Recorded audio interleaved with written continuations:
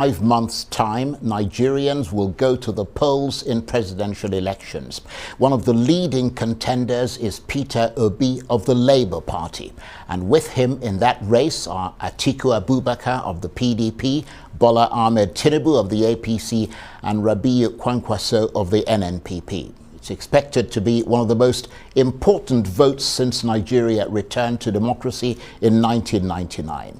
And the battle between the 4 frontline candidates, as well as 14 others who are vying for the top job, begins in earnest today, the official start of the campaign season. So how will they win over the voters in a country in which politics often feels a world away from the daily struggles of most Nigerians? How can they convince a skeptical electorate that they are the one who should be chosen at this specific point in the history of Nigeria to bring this country back to the right path of rectitude? Well, to attempt to answer those questions, I'm suitably delighted to say that the presidential candidate of the Labour Party, Peter Obi, joins me now in the studio. Thank you so much for being here.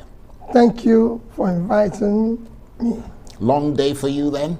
Very long day. You know, starting out day, having to go to Jos and then coming back from Jos. Very long day. Well, we appreciate your tenacity and the fact that in spite of the length of the day, you made it as you promised you would. Help us reimagine Nigeria if you win. What will this country be like under your watch? Well, you've said it. Whoever assumes office next year as the president of Nigeria will be faced with an array of daunting tasks that he needs to deal with. At times looking so insolvable or huge that it can even scare you. But like I said, as difficult as it looks, it is not insolvable. There's quite number of areas to start with. And for me, the number one thing is security. Security today is impacting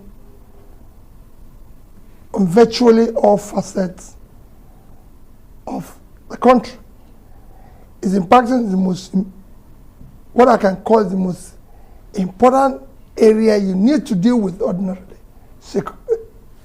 the economy. The economy is in a bad shape. But unless you solve your security, you can't live with that, because it's impacting heavily on that. It's impacting on inflation, it's impacting on your ability to attract investments and everything. So that is the number one thing to deal with. Because if you deal with that, you can then start dealing with the other issues, which includes dealing with ensuring there's rule of law, under which you have corruption, law and order,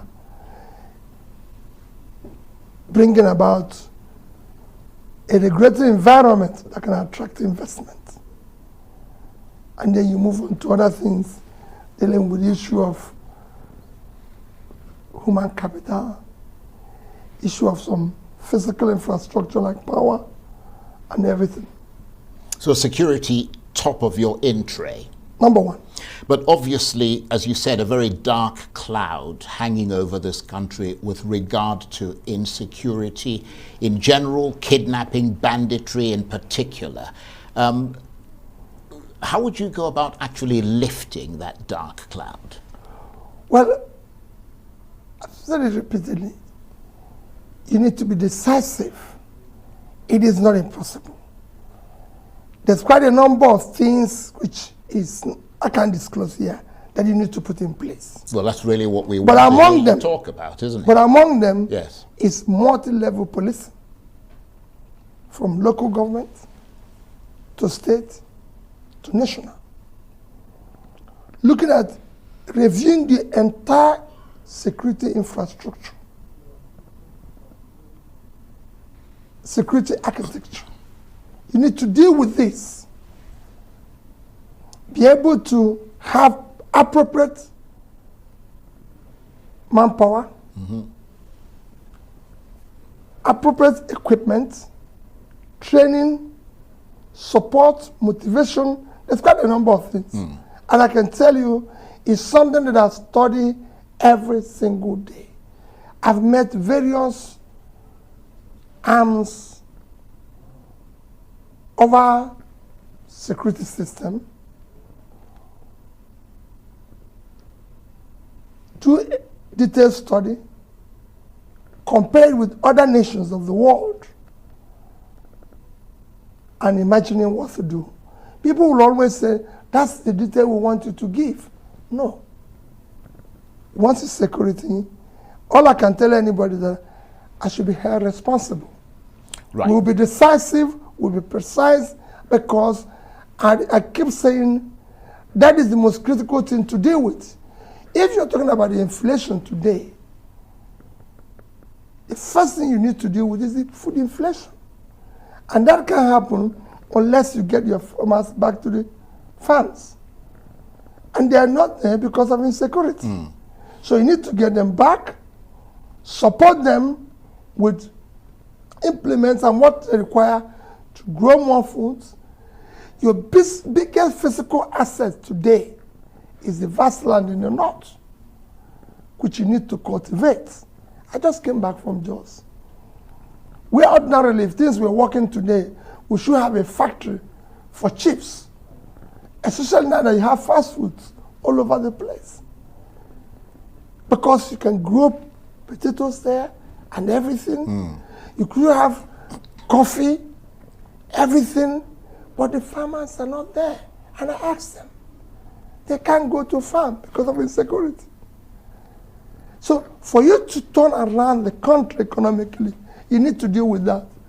And it must be decisive. For you to attract foreign investment, local investment,